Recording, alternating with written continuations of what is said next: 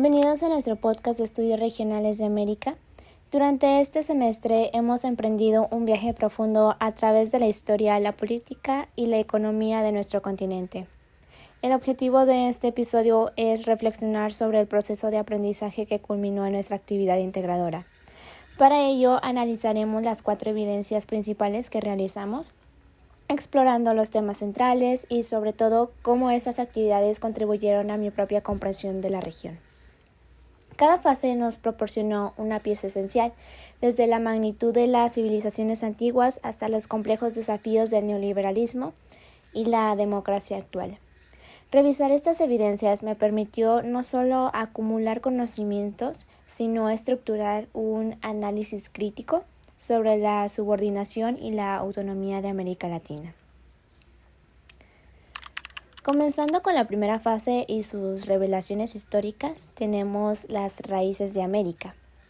La evidencia número 1 consistió en una presentación grabada que abordó los antecedentes históricos precolonización, el poblamiento del continente, las grandes civilizaciones y el inicio de la invasión europea. Esta fase fue fundamental porque rompió con la perspectiva tradicional. Aprendí que la historia humana en América es mucho más antigua y compleja de lo que a menudo se enseña. Los nuevos hallazgos refutan la tesis del poblamiento tardío, sugiriendo que los primeros grupos humanos pudieron llegar hasta entre 23.000 y 43.000 años. Me resultó impactante descubrir que civilizaciones como Caral en Perú tienen una antigüedad de 5.500 años, siendo simultánea con Sumeria. Esto subraya que América no era un nuevo mundo despoblado, sino un continente con logros arquitectónicos, ingeniería hidráulica avanzada y conocimientos astronómicos mucho antes que el florecimiento de Grecia y Roma. Además, la tecnología LIDAR ha revelado que la civilización maya era mucho más interconectada y poblada, hasta 15 millones en el Clásico tardío, de lo que se creía. El análisis concluyó con la dolorosa realidad de que en 1492 la llegada de los europeos significó una invasión, conquista y saqueo, diezmando una población que pudo ser de hasta 112 millones, más que Europa occidental en ese momento, en un 90% en un siglo, principalmente debido a enfermedades y la brutalidad de la explotación. La evidencia número 1 me proporcionó el marco de referencia descolonizado necesario, pues me obligó a leer y comprender que la historia de la región no comienza en 1492, sino que esa fecha marca una ruptura sistemática. Esta base de comprensión es crucial para analizar todos los procesos posteriores, ya que nos recuerda la autonomía y el desarrollo original de las culturas americanas. Siguiendo con la fase número 2, tenemos América Latina en el escenario global. La evidencia 2 se centró en la participación de América Latina en la Segunda Guerra Mundial, plasmada en una infografía. El tema central fue entender la posición y la acción de los países latinoamericanos durante este conflicto global. A través de la investigación se demostró que la región no fue un actor pasivo, sino que tuvo participación directa, desde la batalla del Río de la Plata hasta el envío de tropas a combates en Italia y Filipinas. Las fuentes nos permitieron contextualizar los intereses y tensiones geopolíticas, incluyendo las relaciones específicas de Estados Unidos con la región durante el conflicto. Esta fase me ayudó a conectar la historia regional con las grandes dinámicas del siglo XX. Si la fase 1 me enseñó sobre los orígenes, la fase 2 me mostró que América Latina, incluso durante las guerras mundiales, es un actor cuyo destino está inevitablemente ligado al sistema internacional, obligándonos a participar en alianzas y conflictos que definen la estructura global. Siguiendo con la fase número 3, la hegemonía y el terrorismo de Estado en la Guerra Fría, fue una de las más intensas. La evidencia 3 nos requirió la elaboración de 8 ensayos de lecturas que cubrieron el periodo de la Guerra Fría y sus secuelas brutales en la región. Los ensayos se enfocaron en la contención del comunismo y la intervención hegemónica de Estados Unidos.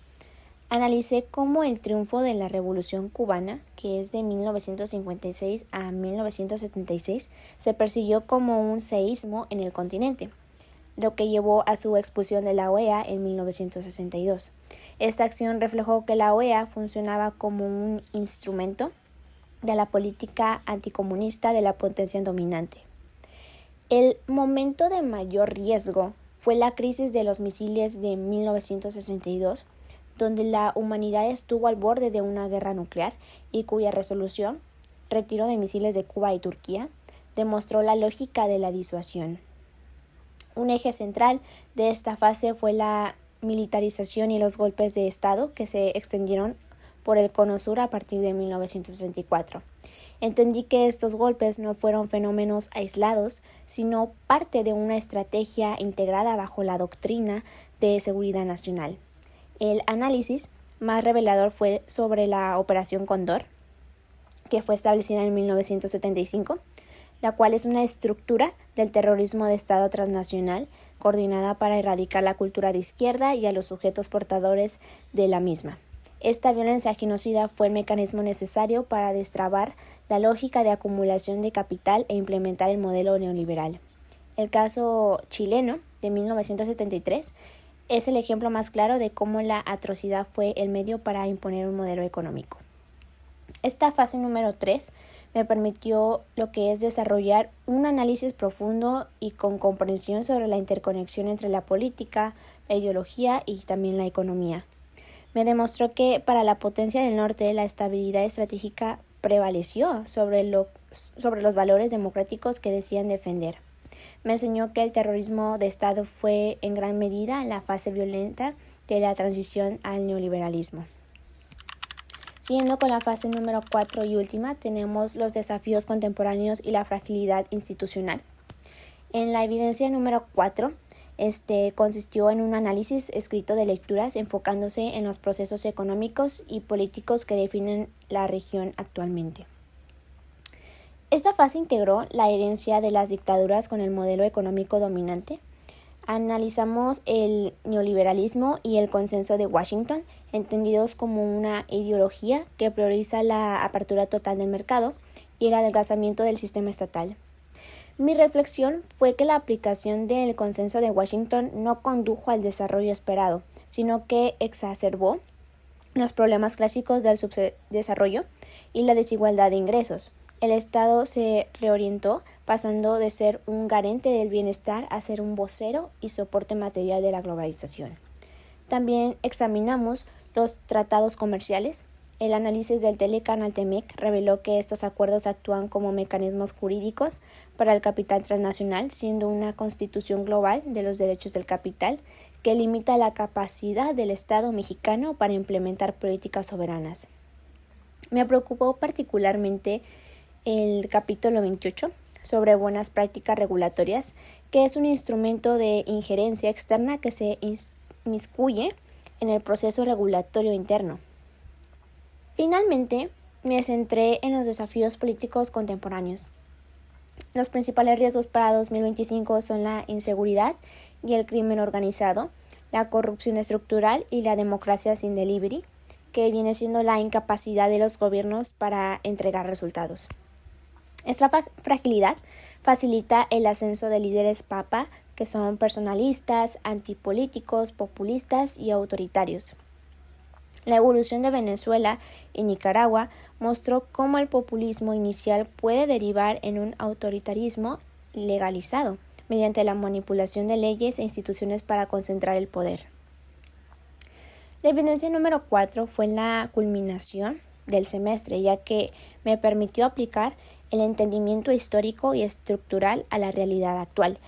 Me sirvió para comprender que la irrelevancia regional es una consecuencia directa de la fragmentación de la región y su falta de una agenda estratégica común, haciéndola vulnerable a la pugna geopolítica global.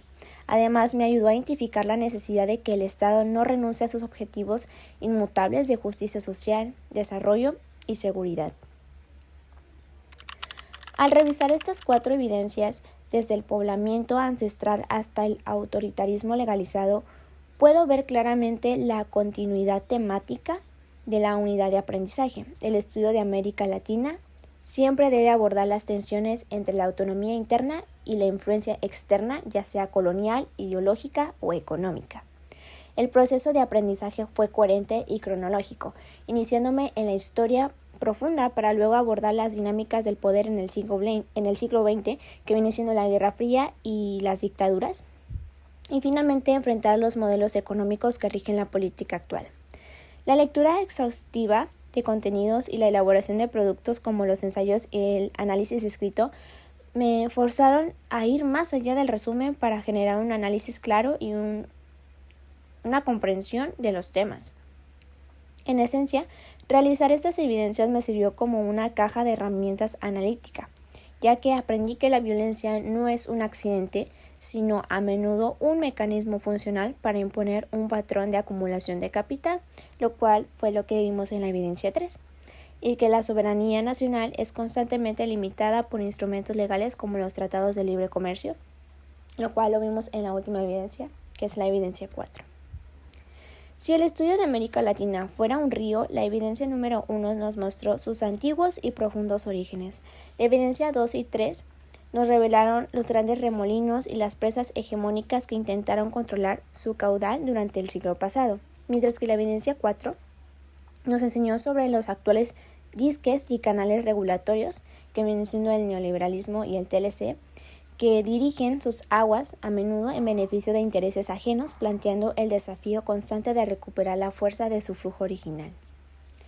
Gracias por acompañarme en esta reflexión sobre el proceso de aprendizaje de estudios regionales de América. Hasta la próxima.